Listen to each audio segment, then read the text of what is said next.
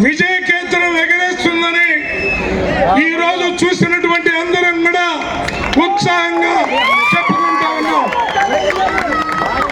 అలాగే మేడం గారు తిరగడం ప్రారంభించిన తర్వాత రోజు రోజుకి ఇంతింతై ఒట్టుడింతై అన్నట్టు రోజు రోజుకి కాంగ్రెస్ పార్టీ అలాగే మిత్రపక్షాల కూటమి ఇండియా కూటమి బలంగా పెరుగుతా ఉన్నది. ఈ రోజున ఎంత భయంకరులు రాక్షసులు రాజ్యంలో ఉన్నారంటే నరేంద్ర మోడీ పెరిగే ధరలకి హత్యలు జరుగుతున్నాడు. అలాగే మణిపూర్ లాంటి చోట క్రైస్తవుల పైన దాడులు చేయడం అనేది స్పష్టంగా చూశాం. యూపీలో, ఉత్తరప్రదేశ్ లో, మధ్యప్రదేశ్ లో అనేక చోట్ల ముస్లిం మైనార్టీల పైన, బడుగు బలహీన వర్గాల పైన దాడులు చేయడాన్ని చూశాం.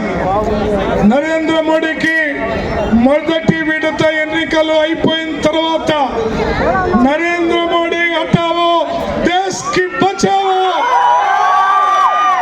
అనే నినాదం మారుమోగిపోయి మొదటి విడత ఎన్నికల్లో వెనకబడ్డారని అర్థమైపోయి ఇప్పుడు కొత్త నినాదాన్ని ఏమనుకున్నారంటే, ఒకవేళ కాంగ్రెస్ పార్టీ అధికారంలోకి వస్తే హిందువుల మెడల్లో మంగళసూత్రాలు కూడా ఉండనివ్వరు అని సిగ్గులేని మాటలు మోడీ మాట్లాడుతూ ఉన్నాడు.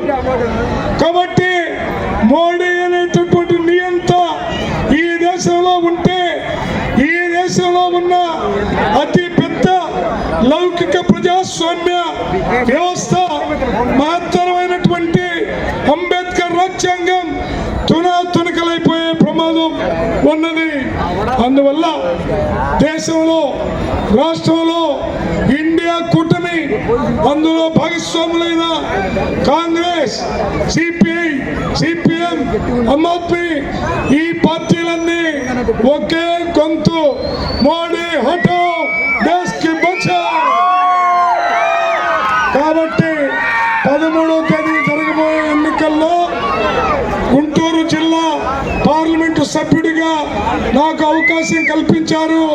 నా ఎన్నికల గుర్తు కంకి కొడవలి గుర్తు.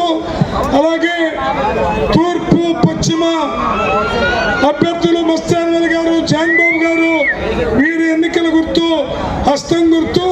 మిగతా అన్ని చోట్ల కూడా హస్తం గుర్తు.